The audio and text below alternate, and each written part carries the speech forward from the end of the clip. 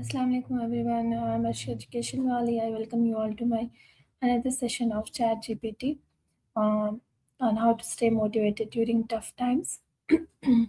uh, Life is not always easy, and we all face moments of stress, failure, disappointment, and uncertainty.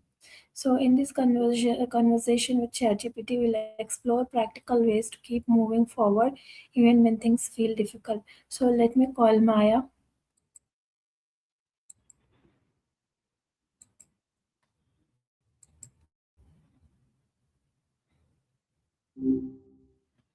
Hey there. Welcome back, Maya. How are you? I'm doing great. Thanks for asking. How's your morning going so far? It's a good, Alhamdulillah. Okay, Maya. So I have some thing to discuss with you: how to stay motivated during tough times. That's a big one. It's one thing to be motivated when everything is clicking, but a whole different game when you're actually in the thick of it. Okay. What does tough look like for you right now? Is it more of a mental burnout or just a mountain of tasks? I think the mental burn. I hear you. Burnout is a different kind of tired. It's not the kind where a good night's sleep actually fixes it. Does Yes. it feel like you're just running on empty or more like you've lost the why behind everything you're doing? I think the latter one. Okay. So That's a heavy. let me start with the first question. What does stay motivated during tough times really mean? It's a great place to start in the simplest terms. It's not about forcing yourself to feel excited or pumped up when things are falling apart. That's almost impossible. Instead, it's more about finding a way to keep moving forward when the initial spark has gone out. It's the shift from relying on a feeling, which is fickle, to relying on a system or a core purpose that carries you through the fog. Okay. Then what do people often lose? Like, why do people often lose motivation when they face challenges or failures? Usually it's because we tie our motivation to the result rather than the process. When you're focused entirely on the finish line, any setback feels like a sign that the goal is impossible or worse, that you're not capable of reaching it. It's that gap between where you thought you'd be and where you actually are that creates the friction. Does that resonate with what you've seen with your students? Yeah, sometimes. So It's a common trap. yes. It really is. What are some small daily habits that can help us to stay motivated? The key is to keep the wins small. One of the best things you can do is a micro win list. Instead of one big goal, write down 3 tiny things you can actually finish, like answering one email or tidying your desk. Checking those off gives your brain a hit of dopamine that makes the bigger mountain feel less daunting. Another is the 5-minute rule. Tell yourself you only have to work on a task for 5 minutes. Usually, the hardest part is just starting. And once you're in it, the momentum takes over. Do you think those would feel manageable or do they still feel like too much right now?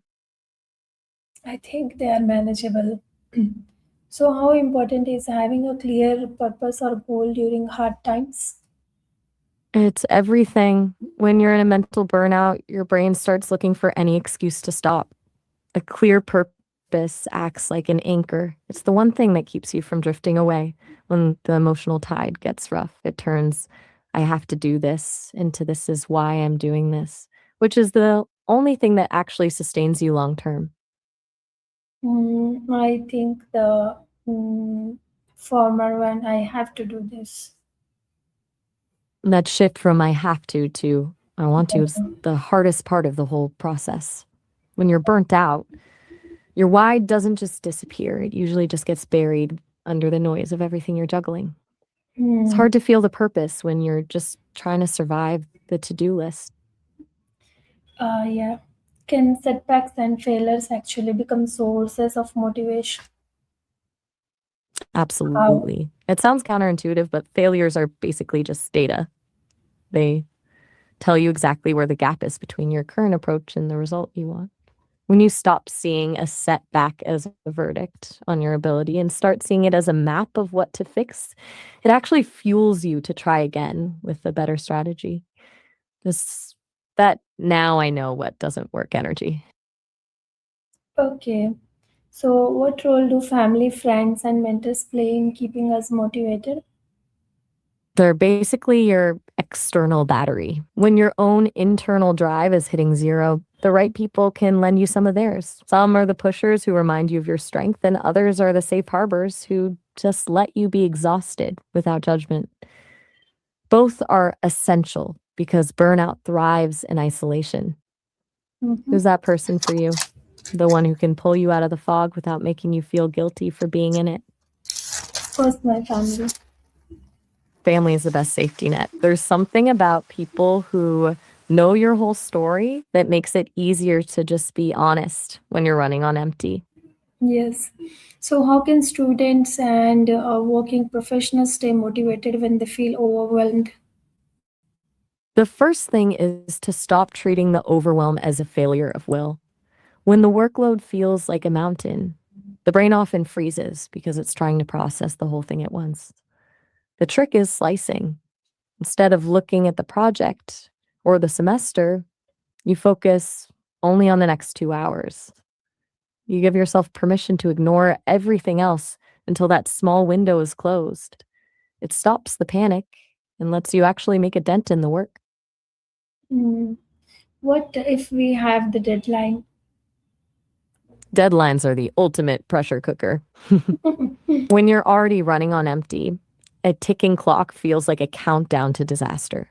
The best move here is triage. You stop trying to do everything perfectly and instead ask, what is the absolute minimum required to get this across the line? It's about choosing strategic imperfection over total paralysis. Okay, yeah, It's a hard pill to swallow, that especially when you're used to giving sounds everything your best. interesting. But sometimes Yeah, I'm gonna try. I'm glad you found them interesting. I love that. Just take it one micro win at a time. You've got this. Okay, like sometimes the deadline is near, and the pressure is more on your head, and the workload is like a mountain. Then it feels like that. No, now you like even you feel like to give up, and that's the danger zone. When you're at that point, your brain isn't even thinking about the work anymore. It's just trying to escape the pressure. The first step is to actually step away for 10 minutes.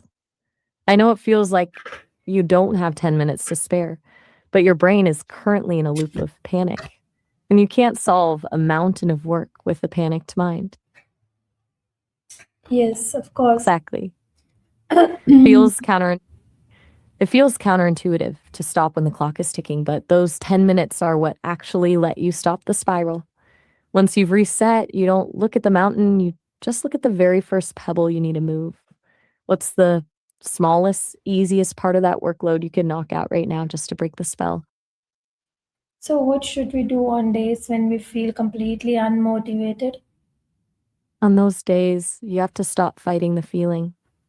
When you're at a total zero, trying to force motivation is like trying to start a car with no gas. You're just grinding the gears. Instead, aim for a non zero day. That means doing the absolute smallest possible version of your tasks. If you can't write the whole report, write one sentence. If you can't do an hour of study, read one page. Okay. Keeps the habit alive without triggering that burnout panic. Okay. So, what is the one powerful message or mindset that can help anyone keep going during tough times? The most powerful shift is realizing that your current capacity is not your permanent capacity. When you're in the thick of it, it feels like this version of you, the exhausted, overwhelmed version, is who you are now. But it's not. It's just where you are. Keeping going doesn't always mean sprinting. Sometimes it just means refusing to let a bad season convince you that you've lost your spark. You're just in a period of maintenance, and that's okay. Yeah. Okay. It's a lot to carry.